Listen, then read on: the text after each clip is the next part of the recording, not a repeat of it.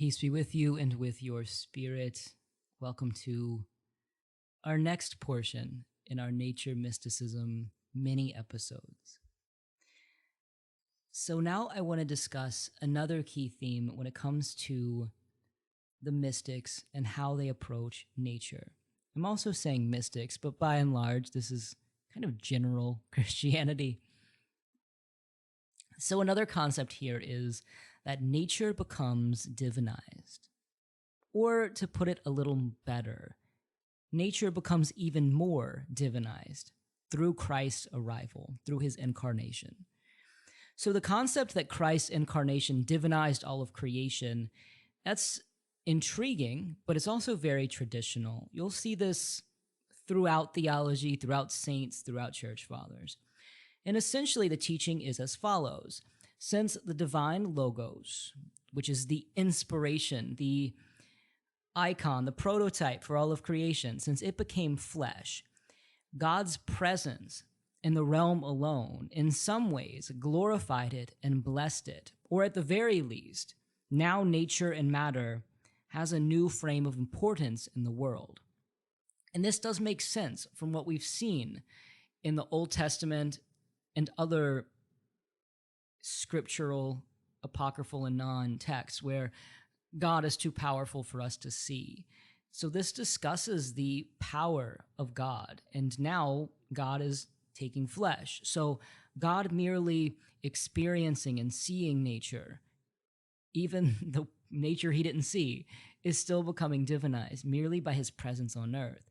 Also, and this will go into future episodes on things like nature of suffering, his pain also in a way becomes divinized. But now that everything is divinized, we can lift it back up, which yes, we can lift our pain and suffering back up in a redemptive suffering. But means of this episode, it means we can lift up nature as well. So one concept I like here is St. John of Damascus, and he used nature being divinized as a defense of the use of religious icons for Christians. So there was this big debate that Christians shouldn't be able to basically make icons of religious figures. However, John argued that we are all icons of God's love, and the incarnation is proof of that. The incarnation deified matter to a certain degree. Therefore, all of creation and all of matter has a holy aspect to it. So for John and many others, the incarnation was a sign of the universe becoming full of the presence of God. To quote St. John, all the bits and pieces of the tangible world sanctified by the God-man can now become conduits of divine grace. Wherever we look, we may see the substance of God's actions in wood, in paint, in robes, and cups, nature infused with grace everywhere. He continues, I do not venerate matter. I venerate the fashioner of matter, who became matter for my sake and accepted to dwell in matter, and through matter worked my salvation. I will not cease from reverencing matter, through which my salvation was worked.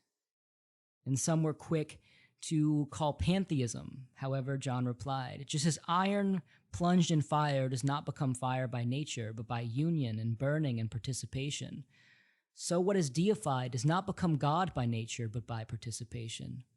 Nothing is worthy of reverence in its own right, but everything can be a vessel of holy presence. And this is essentially Panentheism, which we will get to a bit later. But I really like this, and I really like the participatory aspect, because this kind of view of cosmology is participatory. We are here to lift things back up to God, also to reveal the face of God's love and to suffer lovingly on behalf of others. But there's that participatory nature and aspect of it.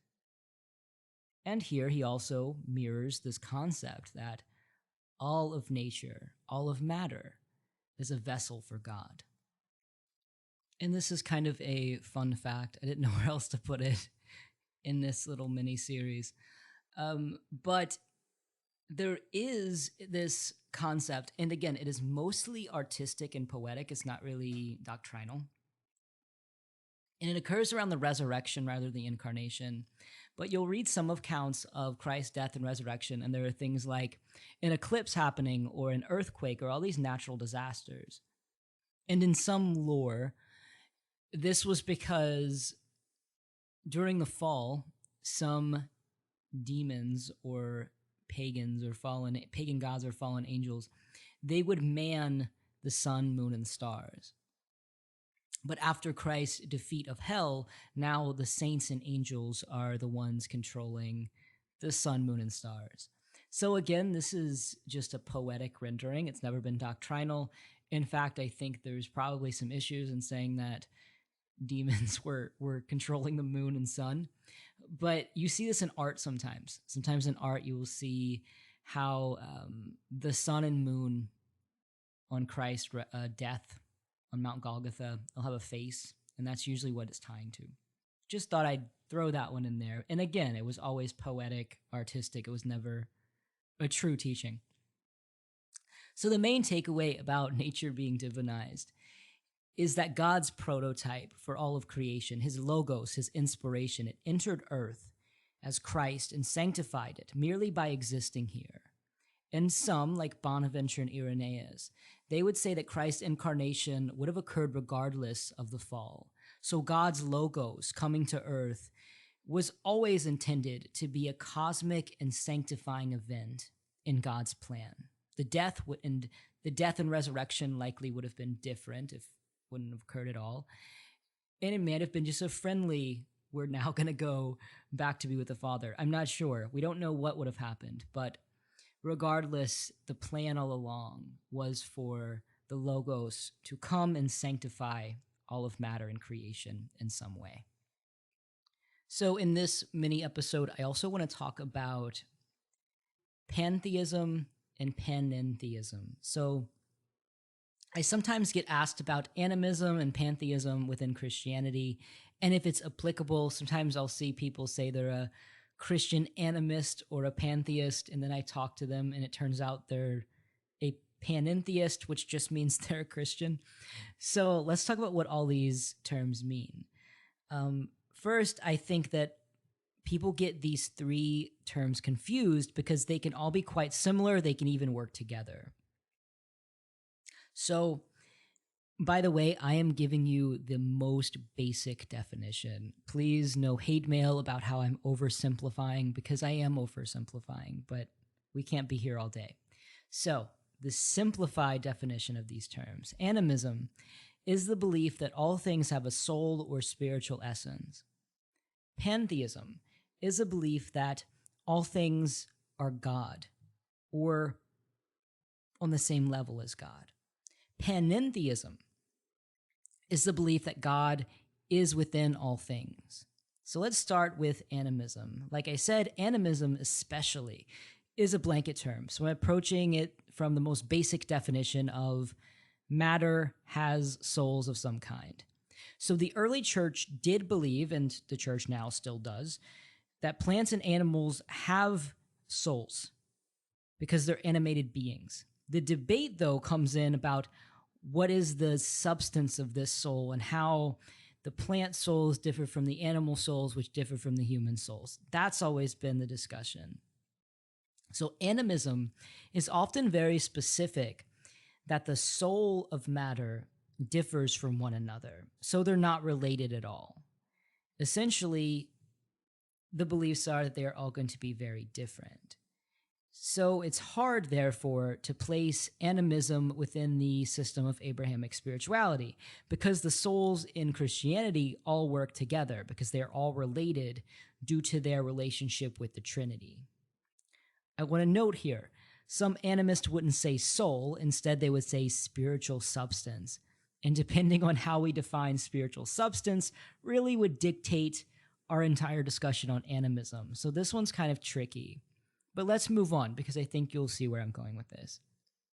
The next will be pantheism. Pantheism, in a simple definition, is that all things are God in some way. So Christianity obviously is not pantheistic, because we do not believe that the tree in our front yard is on the same level as God the Father. However, Christianity is panentheistic, meaning that all things do have God or divinity within them. We have discussed God's logos, divine inspiration, being part of all creation, how we are all sparks of the divine, and we've all had the Holy Spirit breathe within us, and this includes all of nature too. And we've also discussed that nature helps point towards God, and nature has divine properties. So this isn't heretical or an out there statement, it's just not spoken of often, and it's kind of just understood that yes, Christianity is in many ways panentheistic. Of course, there's going to be some caveats. One person can take their panentheism and say some things and tweak it to where certain things might be on a hierarchy that's not, appropriate with Trinitarian theology. But again, at its core, God does work through all things, and all things have divine properties. That's part of the cosmic priesthood motif. We are to further flesh out the God in all creation through our senses, through our praise, through our love and care. All right, so that's going to wrap up our second mini episode in our nature trilogy. So, if you'd like, sit back, take it all in, re-listen if you'd like, or don't if you didn't like it. But you can keep listening because the last part should already be up by the time I post this. God bless you, and thanks for listening.